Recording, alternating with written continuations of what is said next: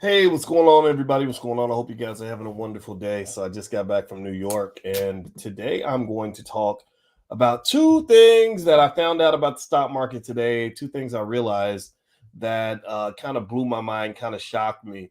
So, we're going to get started. So, get comfortable, buckle up, seatbelt. We're getting started on the Black Financial Channel right now.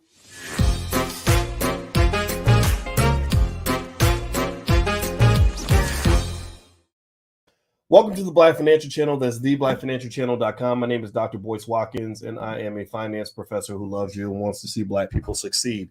If you are B1, then I welcome you. If you're not B1, that's okay too. Just don't come in here disrupting the process. B1 means that we are Black first. That means we put our community at the top of our priority list. It means we educate our kids.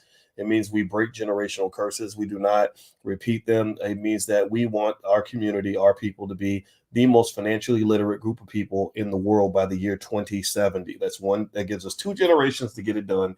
If you agree with this philosophy, put a hashtag B and the number one in the chat. Also, take 1 second. Please hit the thumbs up button and let me know which city you're from.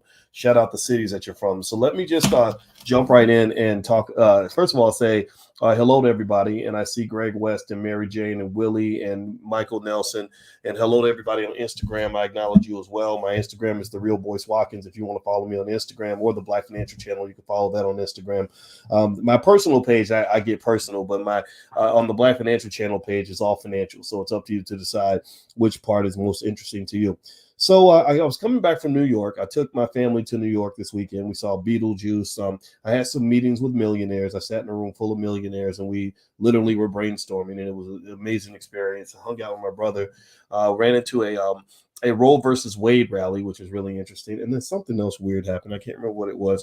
But, I went to the Yale Club. The Yale Club, snooty, mostly white people up in there. I walked in, I saw a big portrait of George Bush, Bill Clinton, and George Bush Sr., and it's pretty fancy. And I had a meeting with a guy, another millionaire, who happened to be a former Yale law professor. So we had a really interesting weekend. So let me tell you some stuff that I figured out and some things that I also read on my way back. So I was thinking about the stock market. I was thinking about you guys and thinking about how you're going to do this week when it comes to your investing, how you're going to make your money, what that's going to look like for you. First thing I'm going to tell you is that it looks like tomorrow is probably not going to be a great day for you. If you're watching this live, which is Sunday, June 26th, you may be watching the recording, but most indicators say that tomorrow is going to be a slowdown. This is to be fully expected because Friday, I mentioned to you guys when we had that big rally that there was probably going to be a pullback, that these rallies are not sustainable. There's a lot of evidence to say that it's going to take a while before we actually fully heal. Now, here's a couple of things that I found out, just that I wanted to share with you. Is I'll share. Do you want the good news first or the bad news? Let me know. Give me what do you want, the good news or the bad news? I got good news and bad news about the stock market. You want the bad news first? All right. Who wants the bad news first? Okay. All right. So Dana says, how do you know these people are actually millionaires? Because they're super famous on the internet, and they have businesses that you can just tell. Like, you can tell when people are really succeeding and when they're pretending. These people are not pretending. They would not have been invited if they were pretending. So it's not, that's not the issue. The issue is just learning from other people. Okay. All right. So here's here's the bad news. It looks like y'all want the bad news first. All right. So Palma and Charles, I'm gonna give you the bad news. The bad news is that stagflation is here. Stagflation is here. Now, I've mentioned to you guys for months what stagflation is, and I'm going to define it again for you for those who might have missed that. Stagflation is the horrible combination of a recession and high inflation. Typically, high inflation comes with an economic boom. What typically happens with the economy in terms of the booms and busts, there's a documentary on Netflix you can feel free to check out called Boom, Bust, Boom. And in this documentary, they explain that typically what happens is the economy takes off and it does really well. Then it overheats and prices start to go up because everybody's doing well and they got money, and the prices of assets start to get bid up. And then they have to increase interest rates and slow the economy down, in order to deal with the inflationary problem. But typically inflation comes with a good economy. Does that make sense? Is that, that kind of makes sense? All right. Well, in this case, stagflation is when you have inflation in a bad economy. So it's almost like going to work and working all day long and not getting a paycheck. Well, most of the time when you go to work, you know that if you work 12 hours, you're going to get paid for 12 hours. The longer you work, the more money you make. Well, imagine if it was the opposite. Imagine if the longer you work, the more money they took, the more money they take, right? Imagine if they took more money from you for working longer hours. That would be terrible. So for some of y'all might know what it feels like, because it might feel like being an entrepreneur sometimes. Sometimes as an entrepreneur, you're working extra hard and not making your money.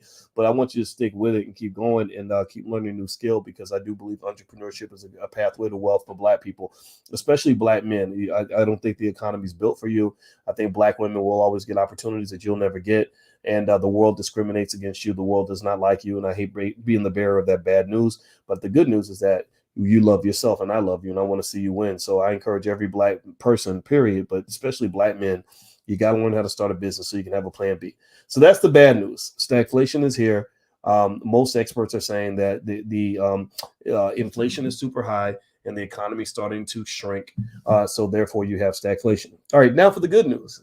What's the good news, Dr. Boyce? Everybody ask me for the good news. What's the good news? Put it in the chat. All right. So the good news, okay, all right, there we go. I'll give you the good news. The good news is that I read a study that says basically that, you guys know I'm into studies and research and all that. That's what I'm a professor. That's my background. I was at Syracuse University 13 years and a lot of other universities. So I don't believe in quack science when it comes to financial stuff. I believe that you can learn a lot by looking at history. You can learn a lot by looking at the data. You can learn a lot by looking at data going all the way back before the Great Depression. That's all I did, when I was in graduate school. And that's all I did when I was on the faculty of Syracuse. And what I found out was this, that when they looked at every single instance, it was crazy. I couldn't believe it. I still got to confirm it because it just seemed so strange. They said every single time the stock market dropped by more than 15% in the first 6 months, it always rallied in the second 6 months. That the average return during the rally was about 24%. That literally, if you invested if you had a bad first 6 months, which you have, I mean, it's almost July, the first 6 months have been crap. There's never been a time in 120 years or whatever of data, or actually over 100 years of data, where the stock market did not rally in the second half of the year. That blew my mind. I was like, there's no years with that? Are you kidding? Are you serious? No way. And what I'm really thinking is that maybe even when you have a prolonged dip, like even if the market gets body slammed and you're living in the pits, there's still these little bubbles of opportunity that kind of emerge. Right. Even during the Great Depression, there were some bull markets during the Great Depression, but you still had an overall depression. So I compare it again, like dating, like being in a bad relationship. Even a bad relationship can have some good days, maybe some good weeks, maybe some good months, but you're still in a bad relationship. The dude's still crap. The woman's still a terrible person, but you have those like pockets where things actually go well. So here's what I'm concluding on this. I'm gonna say this because then I gotta go. I'll be live again a little bit later if you want to go to drboycetv.com because sometimes I play Call of Duty with my friends and we talk about stocks while we do that. My friend GMAC is going to be on there. But let me just say this: I am buying everything I can get my hands on. I am buying the dip. I'm not buying crappy companies. I'm not buying too much crypto. I'm not going in like an idiot. And also a lot of y'all talk about day trading, and day trading is so great. Let me just tell you, most day traders lose money. I've read 1,000 research papers on day trading. And day trading, I know everybody makes it sound like it's great. Everybody makes it sound like, oh, yeah, but my formula, blah, blah, blah. They say, you know what I hear? I hear a gambling addict saying that they have a formula to win blackjack. Anybody who understands mathematics, remember I taught math at the University of Kentucky. Anybody who understands mathematics knows that blackjack, you can't control the outcomes of blackjack. You're going to have your good days. You're going to have your bad days. You're going to have some people that win. You're going to have some people that lose. But when you gamble against the house, who usually wins, the gambler or the house? Answer that for me in the chat. Who usually wins when people gamble against the house? The gambler or the house? The house always wins. The house always wins. So just be cautious and thoughtful about that.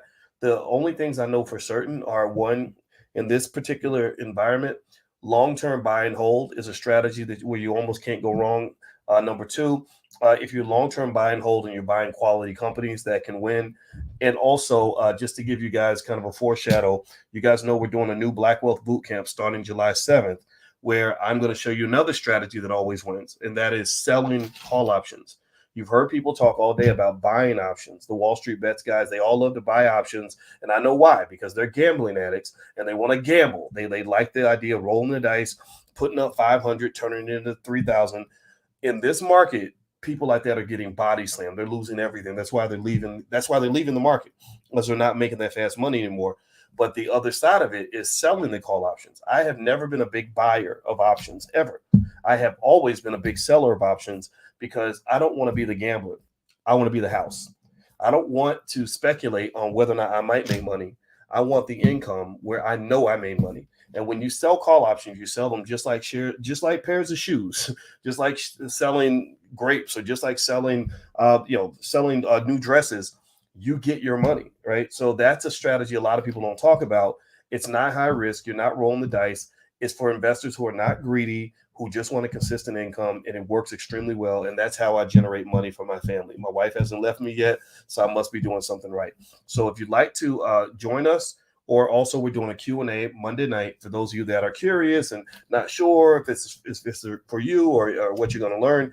You can feel free to go to boycewatkins.com. If you go to boycewatkins.com, there's a link to join us in the Q&A. There's also a link to join the program. We get started July 7th. We meet for 4 weeks. This will probably be the last class I'm going to teach for a long time, because I'm actually doing some other things outside of teaching. I'll still do my podcast and all that, but I really don't do as many classes anymore as I used to, because I'm transitioning certain things. So feel free to go to boycewatkins.com and take a look if that's of interest to you. Or if you're on Instagram, you can just hit the link in the bio, and there's plenty of information up there. All right, guys. So I'm out of here. I hope that you do well, and I hope you make a ton of money. I'll chime back in tomorrow also to talk to you guys about what actually happens in the market. Last time I checked, it looked like the market was going to dip a little bit tomorrow. So you're going to have a little bit of rain in the forecast, but just keep being consistent, and I guarantee you're going to be in good shape. So take care. Love you. Have a good night. I'll see you soon. Bye-bye.